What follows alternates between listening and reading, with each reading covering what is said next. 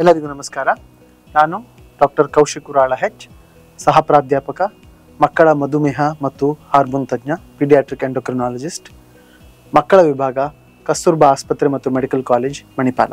ಇಂದು ನಾನು ಮಕ್ಕಳಲ್ಲಿ ಕಂಡುಬರುವ ಮಧುಮೇಹ ಹಾಗೂ ಮಧುಮೇಹ ಹೊಂದಿರುವ ಮಕ್ಕಳಿಗಾಗಿ ನಾವು ಏರ್ಪಡಿಸುತ್ತಿರುವಂತಹ ಶೈಕ್ಷಣಿಕ ಕಾರ್ಯಕ್ರಮದ ಬಗ್ಗೆ ನಿಮ್ಮೊಡನೆ ಒಂದೆರಡು ಮಾಹಿತಿಯನ್ನು ಹಂಚಿಕೊಳ್ಳಲಿಕ್ಕೆ ಇಷ್ಟಪಡ್ತೇನೆ. ಇವತ್ತು ಸರ್ವೇ ಸಾಮಾನ್ಯವಾಗಿ ಎಲ್ಲ ಜನರಿಗೂ ಗೊತ್ತಿರುವಂತಹ ಒಂದು ಕಾಯಿಲೆ ಹೆಸರೆಂದರೆ ಮಧುಮೇಹ. ರಕ್ತದಲ್ಲಿ ಇರುವ ಸಕ್ಕರೆ ಅಂಶ ಹೆಚ್ಚಾಗುವ ಒಂದು ತೊಂದರೆಗೆ ನಾವು ಮಧುಮೇಹ ಅಂತ ಹೇಳ್ತೇವೆ. ಮಧುಮೇಹ ಅಂತ ನೀವು ಹೋದಲ್ಲಿ ಬಂದಲ್ಲಿ ಎಲ್ಲರ ಬಾಯಲ್ಲಿಯೂ ಕೇಳ್ಬೋದು, ಎಲ್ಲರಿಗೂ ಸುಪರಿಚಿತವಾಗಿರುವಂತಹ ಒಂದು ಕಾಯಿಲೆ. ಆದರೆ ಯಾವಾಗ ಈ ಮಧುಮೇಹ ಮಕ್ಕಳಲ್ಲಿ ಕಂಡು ಬರುತ್ತದೆ ಅಂತ ನಾವು ಹೇಳ್ತೇವೆ, ಅಥವಾ ಮಗುವಿಗೆ ಈ ಮಧುಮೇಹ ಕಾಯಿಲೆ ಇದೆ ಅಂತ ನಾವು ಪೇರೆಂಟ್ಸಿಗೆ ಹೇಳ್ತೇವೆ, ಆಗ ತುಂಬ ಆಶ್ಚರ್ಯಚಕಿತಗೊಳ್ತಾರೆ, ಆಘಾತಕ್ಕೆ ಒಳಗಾಗ್ತಾರೆ. ಅದು ಹೇಗೆ ಸಾಧ್ಯ? ಮಕ್ಕಳಲ್ಲಿ ಮಧುಮೇಹ ಕಂಡು ಬರ್ತದ? ಇದು ವಯಸ್ಸಾದವರಲ್ಲಿ ಬರುವ ಕಾಯಿಲೆ, ತೂಕ ಹೆಚ್ಚಿರುವವರಲ್ಲಿ ಬರುವ ಕಾಯಿಲೆ, ಇಷ್ಟು ಸಣ್ಣ ಮಗುವಿಗೆ ಮಧುಮೇಹ ಬರಬಹುದಾ ಅಂತ ಬಹಳ ಆಶ್ಚರ್ಯದಿಂದ ಜನ ಮಾತಾಡ್ತಾರೆ. ಅಂದರೆ ಮಧುಮೇಹ ಕಾಯಿಲೆಗೆ ಯಾವುದೇ ವಯಸ್ಸಿನ ಮಿತಿ ಇಲ್ಲ. ಹುಟ್ಟಿದ ಮಗು, ನವಜಾತ ಶಿಶು, ನ್ಯೂ ಬಾರ್ನಿಂದ ಹಿಡಿದು ಯಾವ ವಯಸ್ಸಿನ ಎಷ್ಟೇ ಹಿರಿಯರಿಗೂ ಕೂಡ ಮಧುಮೇಹ ಬರಬಹುದು. ಆದರೆ ಒಂದೊಂದು ವಯಸ್ಸಿನಲ್ಲಿ ಒಂದೊಂದು ತರಹದ ಮಧುಮೇಹ ಕಂಡು ಬರ್ತದೆ. ಸೊ ಯಾಕೆ ಈ ಮಧುಮೇಹ ಕಾಯಿಲೆ ಬರ್ತದೆ ಅಂದರೆ, ಹೊಟ್ಟೆಯಲ್ಲಿರುವ ಪ್ಯಾಂಕ್ರಿಯಾಸ್ ಅನ್ನುವ ಗ್ರಂಥಿಯಲ್ಲಿ ಇನ್ಸುಲಿನ್ ಅನ್ನುವ ಹಾರ್ಮೋನ್ ಉತ್ಪಾದನೆಗೊಳ್ತದೆ. ಅದು ನಮ್ಮ ರಕ್ತದ ಶುಗರ್ ಅಥವಾ ಸಕ್ಕರೆ ಅಂಶವನ್ನು ಹಿಡಿತದಲ್ಲಿಟ್ಕೊಳ್ತದೆ. ಯಾವುದೋ ಒಂದು ಕಾರಣದಿಂದ ಈ ಪ್ಯಾಂಕ್ರಿಯಾಸ್ನಲ್ಲಿರುವ ಇನ್ಸುಲಿನ್ ಉತ್ಪಾದನೆಯ ಕೊರತೆ ಆದರೆ, ಅಥವಾ ಇನ್ಸುಲಿನ್ ಉತ್ಪಾದನೆಯ ಕಾರ್ಯಕ್ಷಮತೆ ಕಡಿಮೆ ಆದರೆ ಮಧುಮೇಹ ಕಾಯಿಲೆ ಕಂಡುಬರ್ತದೆ. ಸೊ ಹೆಚ್ಚಾಗಿ ಮಕ್ಕಳಲ್ಲಿ 80-90% ಮಕ್ಕಳಲ್ಲಿ ಕಂಡುಬರುವಂತಹ ಮಧುಮೇಹ ಕಾಯಿಲೆ ಇನ್ಸುಲಿನ್ ಕೊರತೆಯಿಂದ ಕಂಡುಬರ್ತದೆ. ಅದಕ್ಕೆ ಟೈಪ್ 1 ಮಧುಮೇಹ ಅಂತ ಹೇಳ್ತೇವೆ. ಹಾಗೆ ಸ್ವಲ್ಪ ವಯಸ್ಸಾದವರು ಅಂದರೆ 15-20 ವರ್ಷದ ಮಕ್ಕಳು ಅಥವಾ ದೊಡ್ಡ ವಯಸ್ಸಿನವರಲ್ಲಿ, ತೂಕ ಹೆಚ್ಚಿರುವವರಲ್ಲಿ ಕಂಡುಬರುವ ಮಧುಮೇಹಕ್ಕೆ ಟೈಪ್ 2 ಮಧುಮೇಹ ಅಂತ ಹೇಳ್ತೇವೆ. ಅಲ್ಲಿ ಇನ್ಸುಲಿನ್ ಉತ್ಪಾದನೆ ಆದರೂ ಕೂಡ ಅದು ಕಾರ್ಯಕ್ಷಮತೆ ಅಥವಾ ಎಫಿಷಿಯನ್ಸಿ ಕಡಿಮೆ ಆಗಿರ್ತದೆ. ಸೊ ಇದು ಮಧುಮೇಹದಲ್ಲಿರುವ ಎರಡು ಮುಖ್ಯ ವಿಧ. ಇವತ್ತಿನ ನನ್ನ ಮಾತಿನಲ್ಲಿ ನಾನು ಹೆಚ್ಚಾಗಿ ಟೈಪ್ 1 ಮಧುಮೇಹ ಅಂದರೆ ಮಕ್ಕಳಲ್ಲಿ ಕಂಡುಬರುವಂತಹ ಟೈಪ್ 1 ಮಧುಮೇಹದ ಬಗ್ಗೆ ನಿಮ್ಮೊಡನೆ ಮಾಹಿತಿಯನ್ನು ಹಂಚಿಕೊಳ್ತೇನೆ. ಮಧುಮೇಹ ಹೊಂದಿರುವ ಮಕ್ಕಳ ಕೆಲವೊಂದು ನಂಬರ್ಗಳನ್ನು, ಸಂಖ್ಯೆಯನ್ನು ನಿಮ್ಮೊಡನೆ ನಾನು ಹಂಚಿಕೊಂಡ್ರೆ ನಿಮಗೆ ಆಶ್ಚರ್ಯ ಆಗ್ಬೋದು. ಭಾರತದಲ್ಲಿ ಪ್ರತಿ ವರ್ಷ 1 ಲಕ್ಷ ಮಕ್ಕಳಲ್ಲಿ 1-10 ಮಗುವಿಗೆ ಹೊಸದಾಗಿ ಮಧುಮೇಹ ಕಾಯಿಲೆ ಕಂಡುಬರ್ತದೆ. ಜಗತ್ತಿನಲ್ಲಿರುವ ಮಧುಮೇಹಿಗಳ ಸಂಖ್ಯೆ ಸರಿಸುಮಾರು 22 ಲಕ್ಷ. ಇದೊಂದು ಅಂದಾಜಷ್ಟೇ, ಇದು ಕಡಿಮೆ ಹೊರತು ಹೆಚ್ಚಾಗ್ಲಿಕ್ಕೆ ಸಾಧ್ಯ ಇಲ್ಲ.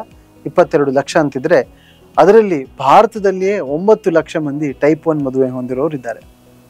ಈ 9 ಲಕ್ಷ ಭಾರತೀಯರಲ್ಲಿ 2.25-3 ಲಕ್ಷ ಮಕ್ಕಳೇ, ಅಂದರೆ 19 ವರ್ಷದ ಕೆಳಗಿನ ಮಕ್ಕಳೇ. ಅಂದರೆ ನೀವು ಆಲೋಚನೆ ಮಾಡ್ಕೊಳ್ಳಿ ಎಷ್ಟು ಸಾಮಾನ್ಯ, ಎಷ್ಟು ಕಾಮನ್ ಈ ಕಾಯಿಲೆ ಅಂತ. ಈ ನಂಬರ್ಗಳೆಲ್ಲ ನಾನು ಏನು ಹೇಳಿದೆ, ಇದು ಕಡಿಮೆ ಇರ್ಬೋದು ಹೊರತು ಹೆಚ್ಚಂತೂ ಅಲ್ಲ. ಅಷ್ಟು ಸಾಮಾನ್ಯವಾಗಿ ಮುಂಚೆನೂ ಇತ್ತು, ಈಗಲೂ ಇದೆ. ಇದೇನು ಹೊಸದಾಗಿ ಬಂದಿರುವಂಥ ಕಾಯಿಲೆ ಅಲ್ಲ. ಬಟ್ ಮಧುಮೇಹ ಮಕ್ಕಳಲ್ಲಿಯೂ ಕಂಡು ಬರ್ಬೋದು ಅನ್ನೋದಕ್ಕೆ ನಿಮಗೆ ಈ ಮಾಹಿತಿಯನ್ನು ಕೊಟ್ಟೆ. ಆಯಿತು, ಈಗ ಮಧುಮೇಹ ಬಂದಿದೆ, ಏನು ಮಾಡೋದು? ಹಾಗಾದರೆ ಇದಕ್ಕೆ ಪರಿಹಾರ ಇಲ್ವೇ, ಮುಗಿತೆ ಜೀವನ ಅಂತ ಆತಂಕ ಪಟ್ಕೊಳ್ತಾರೆ ತಂದೆ ತಾಯಿಯರು. ಆ ಥರ ಆತಂಕ ಪಡುವ ಅಗತ್ಯ ಏನೂ ಇಲ್ಲ. ಈ ಕಾಯಿಲೆಗೆ ಶಾಶ್ವತ ಪರಿಹಾರ ಅಂತ ಇಲ್ಲದೆ ಇದ್ದರೂ ಕೂಡ ಇದನ್ನು ಖಂಡಿತವಾಗ್ಲೂ ಒಳ್ಳೆಯ ಪ್ರಯತ್ನದಿಂದ, ಆರೈಕೆಯಿಂದ, ಟ್ರೀಟ್ಮೆಂಟಿಂದ ಹತೋಟಿಯಲ್ಲಿ ಇಟ್ಕೊಂಡು ನಾರ್ಮಲ್ ಜೀವನ, ಸಾಮಾನ್ಯ ಮನುಷ್ಯರಂತೆ ಈ ಮಕ್ಕಳು ಜೀವನವನ್ನು ನಡೆಸ್ಬೋದು. ಅವರದ್ದು ಓದುವುದಿರ್ಬೋದು, ಬೆಳವಣಿಗೆ ಇರಬಹುದು, ಅಥವಾ ಮುಂದೆ ಕೆಲಸ ಮಾಡೋದು, ಸಂಸಾರ ಮಾಡೋದು, ಹೀಗೆ ಎಲ್ಲ ಬೇರೆ ಬೇರೆ ವಿಷಯಗಳು ಜೀವನದಲ್ಲಿ ಏನೇನು ಬರ್ತದೆ ಅದೆಲ್ಲದನ್ನು ತುಂಬ ಸಾಮಾನ್ಯ ಮಕ್ಕಳಂತೆ, ಸಾಮಾನ್ಯ ಜನರಂತೆ ಸಾಗಿಸಬಹುದು. ಆದರೆ ಈ ಕಾಯಿಲೆಯನ್ನು ಹತೋಟಿಯಲ್ಲಿ ಇಟ್ಕೊಳ್ಬೇಕು. ಹಾಗಾದರೆ ಹತೋಟಿಯಲ್ಲಿ ಇಟ್ಕೊಳ್ಳೋದು ಹೇಗೆ, ಇದನ್ನು ಕಂಟ್ರೋಲ್ ಮಾಡೋದು ಹೇಗೆ ಅಂತ ಹೇಳಿದ್ರೆ, ನಾನು ಆಗಲೇ ಹೇಳಿದೆ ಶಾಶ್ವತ ಪರಿಹಾರ ಇಲ್ಲ, ಆದರೆ ಇದನ್ನು ಕಂಟ್ರೋಲ್ ಇಟ್ಕೊಳ್ಬಹುದು ಅಂತ. ಹೇಗೆ ಕಂಟ್ರೋಲ್ ಇಟ್ಕೊಳ್ಬೋದು ಅಂದರೆ, ಮೊದಲನೇದಾಗಿ ಇನ್ಸುಲಿನ್ ಇಂಜೆಕ್ಷನ್.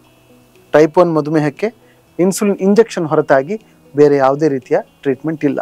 ಸಿರಪ್ ಆಗ್ಬೋದು, ಮಾತ್ರೆ ಆಗ್ಬೋದು, ಮುಲಾಮ್ ಆಗ್ಬೋದು, ಇಂಥ ಯಾವುದೇ ರೀತಿಯ ಟ್ರೀಟ್ಮೆಂಟ್ ಇಲ್ಲ. ಜಗತ್ತಿನ ಯಾವುದೇ ಭಾಗಕ್ಕೆ ಹೋದರೂ ಕೂಡ ಇನ್ಸುಲಿನನ್ನು ಇಂಜೆಕ್ಷನ್ ರೂಪದಲ್ಲಿ ತಗೊಳ್ಬೇಕು.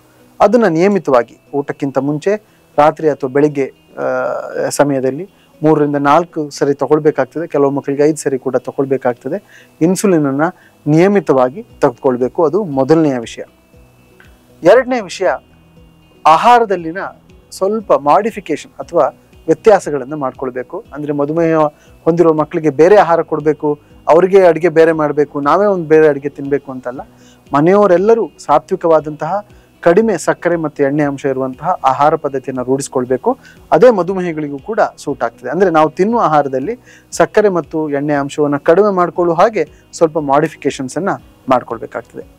ಮೂರನೆಯ ವಿಷಯ ಅಂತ ಹೇಳಿದರೆ ನಿಯಮಿತವಾದ ಪರೀಕ್ಷೆಗಳು, ಪೀರಿಯಾಡಿಕ್ ಟೆಸ್ಟಿಂಗ್. ಅಂದರೆ ಮನೆಯಲ್ಲೂ ಕೂಡ ಸಕ್ಕರೆ ಅಂಶವನ್ನು ದಿನನಿತ್ಯ ಚೆಕ್ ಮಾಡಬೇಕಾಗ್ತದೆ. ಹಾಗೆ ಆಸ್ಪತ್ರೆಗೆ ಬಂದಾಗ 3 ರಿಂದ 4 ತಿಂಗಳಿಗೊಮ್ಮೆ ಶುಗರ್ ಮತ್ತು ಅದಕ್ಕೆ ಸಂಬಂಧಪಟ್ಟಂಥ ವಿಚಾರಗಳ ಟೆಸ್ಟ್ಗಳನ್ನು ಮಾಡ್ಕೊಳ್ಬೇಕಾಗ್ತದೆ. ಅದರ ಜೊತೆಗೆ 4ನೇ ಅಂಶ ಅಂತ ಹೇಳಿದ್ರೆ ನಿಯಮಿತವಾದ ಎಕ್ಸಸೈಸ್ ಅಥವಾ ವ್ಯಾಯಾಮ, ದೈಹಿಕ ಚಟುವಟಿಕೆ. ಪ್ರತಿದಿನ ಅರ್ಧದಿಂದ 1 ಗಂಟೆಗಳ ಕಾಲ ಶ್ರಮ ಆಗುವಂತಹ ದೈಹಿಕ ಚಟುವಟಿಕೆಗಳಲ್ಲಿ ಮಕ್ಕಳು ತೊಡಗಿಕೊಳ್ಬೇಕು. ಇದು ಎಲ್ರಿಗೂ ಅನ್ವಯ ಆಗ್ತದೆ, ಹೆಚ್ಚಾಗಿ ಮಧುಮೇಹಗಳಿಗೆ ಇದು ತುಂಬ ಅನ್ವಯ ಆಗ್ತದೆ. ಅಂದರೆ ಈ 4 ವಿಚಾರಗಳನ್ನ ಹೇಳಿದ್ನಲ್ಲ, ಇನ್ಸುಲಿನ್, ಆಹಾರದಲ್ಲಿನ ವ್ಯತ್ಯಾಸ, ಎಕ್ಸಸೈಸ್ ಅಥವಾ ವ್ಯಾಯಾಮ ಮತ್ತು ನಿಯಮಿತವಾದ ಪರೀಕ್ಷೆ, ಈ 4 ವಿಚಾರಗಳನ್ನು ಮಧುಮೇಹ ಚಿಕಿತ್ಸೆಯ 4 ಆಧಾರ ಸ್ತಂಭಗಳು ಅಂತ ನಾವು ಹೇಳ್ತೇವೆ. ಹೇಗೆ ಒಂದು ಮನೆ ಗಟ್ಟಿಯಾಗಿ ನಿಲ್ಲಬೇಕಾದ್ರೆ ಈ ಎಲ್ಲ ಗೋಡೆಗಳು, ಎಲ್ಲ ಪಿಲ್ಲರ್ಗಳು ಸ್ಟ್ರಾಂಗ್ ಆಗಿರಬೇಕೋ, ಹಾಗೆ ಒಂದು ಮಗುವಿನ ಉತ್ತಮವಾದ ಚಿಕಿತ್ಸೆ ಮಧುಮೇಹಕ್ಕೆ ಆಗಬೇಕಂತಿದ್ರೆ ಈ 4 ಪಿಲ್ಲರ್ಗಳು ಸರಿಯಾಗಿ ದೃಢವಾಗಿ ನಿಲ್ಲಬೇಕು. ಈ 4 ಪಿಲ್ಲರ್ಗಳು, 4 ಆಧಾರ ಸ್ತಂಭಗಳನ್ನು ನಾವು ಸರಿಯಾಗಿ ನೋಡಿಕೊಂಡ್ರೆ ಮಗುವಿನ ಆರೋಗ್ಯದಲ್ಲಿ ಏನೇ ವ್ಯತ್ಯಾಸ ಆಗುವುದಿಲ್ಲ, ಮಗು ಸಹಜವಾಗಿ ಬೇರೆ ಮಕ್ಕಳ ಥರವೇ ಬದುಕ್ಬೋದು ಅಂತ ನಾನು ಖಡಾಖಂಡಿತವಾಗಿ ಹೇಳಲಿಕ್ಕೆ ಇಚ್ಛಪಡ್ತೇನೆ. ಈಗ 2ನೇ ಭಾಗ, ಮಧುಮೇಹ ಹೊಂದಿರುವ ಮಕ್ಕಳಿಗೆ ಶೈಕ್ಷಣಿಕ ಕಾರ್ಯಕ್ರಮ ಅಥವಾ ಡಯಾಬಿಟಿಸ್ ಕ್ಯಾಂಪ್ ಅಂತ ಏನು ಹೇಳ್ತೇವೆ. ಯಾಕೆ ಬೇಕಿದು? ನಮ್ಮ ಮಕ್ಕಳಿಗೋಸ್ಕರ ಸ್ಪೆಷಲ್ ಆಗಿ ಯಾಕೆ ಮಾಡ್ತೀರಿ ಅಂತ ಹೇಳಿದರೆ, ಇದಕ್ಕೆ ಬಹಳಷ್ಟು ಆಯಾಮಗಳಿದೆ, ಬಹಳಷ್ಟು ಮಜಲುಗಳಿದೆ ಅಂತ ಹೇಳಿದರೆ, ಒಂದನೇದಾಗಿ ನಾನು ಹೇಳಿದ ಹಾಗೆ ಪ್ರತಿ ದಿವಸ ಟೆಸ್ಟ್ ಮಾಡಬೇಕು, ಇಂಜೆಕ್ಷನ್ ತಗೊಳ್ಬೇಕು. ಅದೇ ರೀತಿ ಆವಿಷ್ಕಾರಗಳಾಗ್ತಾ ಇರ್ತದೆ ವಿಜ್ಞಾನದಲ್ಲಿ, ಮತ್ತು ಹೊಸ ಹೊಸ ವಿಚಾರಗಳನ್ನು ತಿಳಿದುಕೊಳ್ಬೇಕಾಗಿರ್ತದೆ. ವೈದ್ಯರ ಹತ್ರ 3-4 ತಿಂಗಳಿಗೊಂದ್ಸರಿ ಬಂದರೂ ಕೂಡ ಪ್ರತಿನಿತ್ಯ ಈ ಕಾಯಿಲೆಯನ್ನು ಹತೋಟಿಯಲ್ಲಿ ಇಟ್ಕೊಳ್ಳಿಕ್ಕೆ ಸಂಬಂಧಪಟ್ಟ ಹಾಗೆ ವ್ಯತ್ಯಾಸಗಳನ್ನು ಮನೆಯಲ್ಲೇ ಪೋಷಕರು ಮತ್ತು ಮಕ್ಕಳು ಮಾಡ್ಕೊಳ್ಬೇಕಾಗ್ತದೆ. ಇದಕ್ಕೆ ತುಂಬ ಜ್ಞಾನದ ಅಗತ್ಯ, ನಾಲೆಜ್ನ ಅಗತ್ಯ ಇದೆ.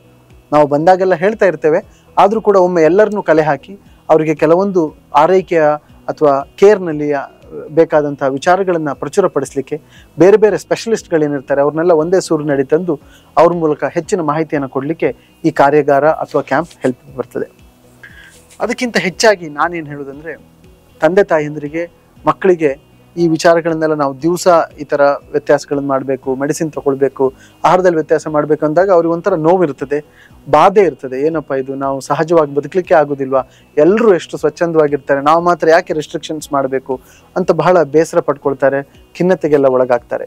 ಅಂಥ ಸಂದರ್ಭದಲ್ಲಿ ತಮ್ಮಂತೆಯೇ ಸಕ್ಸಸ್ಫುಲ್ ಆಗಿ, ಯಶಸ್ವಿಯಾಗಿ ಬದುಕ್ತಿರುವಂತಹ ಬೇರೆ ಮಕ್ಕಳನ್ನು ಅಥವಾ ಈ ಪರಿಸ್ಥಿತಿಯನ್ನೆಲ್ಲ ಒಳ್ಳೆ ರೀತಿ ನಿಭಾಯಿಸಿ ಜೀವನದಲ್ಲಿ ಮುಂದೆ ಹೋಗಿರುವಂತಹ ಬೇರೆ ಮಕ್ಕಳನ್ನು ಅಥವಾ ಬೇರೆ ಫ್ಯಾಮಿಲಿಗಳನ್ನೆಲ್ಲ ಒಟ್ಟಾಗಿ ಒಂದೇ ವೇದಿಕೆಯಲ್ಲಿ ನೋಡಿದರೆ ಅವ್ರಿಗೊಂಥರ ಮಾನಸಿಕವಾದ ಧೈರ್ಯ ಬರ್ತದೆ. ನಾನೊಬ್ಬನೇ ಅಲ್ಲ, ಈ ಥರ ಬಹಳಷ್ಟು ಮಕ್ಕಳಿಗೆ ಇದೆ, ಅವರು ಎಲ್ಲ ಸಹಜವಾಗಿ ಬದುಕ್ತಾ ಇದ್ದಾರೆ, ಹಾಗಾಗಿ ನಾನು ಸಹ ಅವ್ರ ಥರವೇ ಬದುಕಬಹುದು ಅನ್ನೋ ಬಗ್ಗೆ ಒಂದು ಮಾನಸಿಕ ಸ್ಥೈರ್ಯ, ದೃಢತೆ ಮತ್ತು ಒಂದು ವಿಶ್ವಾಸ ಅವ್ರಿಗೆ ಬರ್ತದೆ. ಆ ವಿಶ್ವಾಸವನ್ನು ಕೊಡಬೇಕಾದ್ರೆ ನಾವು ಎಲ್ಲ ಮಕ್ಕಳನ್ನು ಮತ್ತು ಫ್ಯಾಮಿಲಿಯವ್ರನ್ನ ಒಟ್ಟಾಗ್ತೇವೆ. ಹೆಚ್ಚಾಗಿ ಒಂದು 20-30 ಮಕ್ಕಳು ಮತ್ತು ಅವರ ಫ್ಯಾಮಿಲಿಯವರು ಈ ಕಾರ್ಯಕ್ರಮವನ್ನು ಅಟೆಂಡ್ ಆಗ್ತಾರೆ.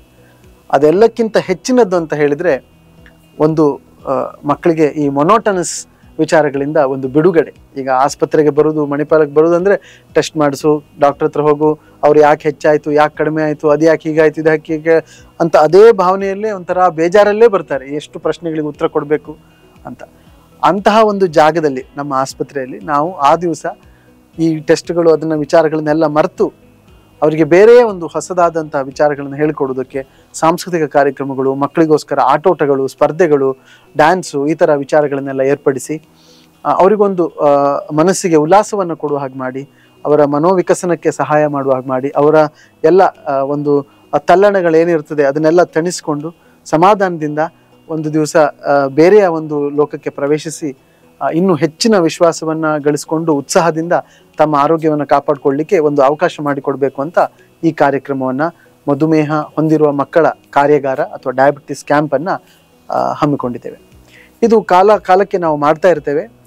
ಮಕ್ಕಳ ವಿಭಾಗದಲ್ಲಿ ಮಧುಮೇಹ ಮತ್ತು ಹಾರ್ಮೋನ್ ಕ್ಲಿನಿಕ್, ಪೀಡಿಯಾಟ್ರಿಕ್ ಎಂಡೋಕ್ರನಾಲಜಿ ಕ್ಲಿನಿಕ್ ಅಂತ ಇದೆ, ಅದನ್ನು ನಾನು ನಡೆಸ್ಕೊಂಡು ಹೋಗ್ತಾ ಇದ್ದೇನೆ 3-4 ವರ್ಷದಿಂದ. ನಾನು ಮಕ್ಕಳ ಹಾರ್ಮೋನ್ ತಜ್ಞ.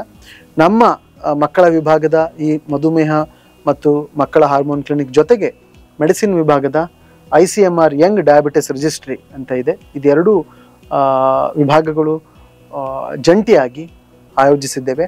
ವಿವಿಧ ಕಾರ್ಯಕ್ರಮಗಳನ್ನು ಹಮ್ಮಿಕೊಂಡಿದ್ದೇವೆ. ಮಕ್ಕಳಿಗೆ ತಪಾಸಣೆ ಇರ್ಬೋದು, ಅವರಿಗೆ ಎಜುಕೇಷನಲ್ ಸೆಷನ್ಸ್ ಇರಬಹುದು, ಆಟೋಟಗಳು, ನೃತ್ಯ, ಸಂಗೀತ, ಹೀಗೆ ಮಕ್ಕಳಿಗೆ ಯಾವ್ಯಾವುದು ಖುಷಿಯನ್ನು ಕೊಡ್ತದೆ ಅಂಥ ವಿಚಾರಗಳನ್ನೆಲ್ಲ ಒಂದು ದಿವಸ ಆಯೋಜಿಸಿದ್ದೇವೆ. ಮತ್ತೊಮ್ಮೆ ಅವಕಾಶಕ್ಕಾಗಿ ಧನ್ಯವಾದಗಳನ್ನು ಸಮರ್ಪಿಸ್ತೇನೆ. ನಮಸ್ಕಾರ.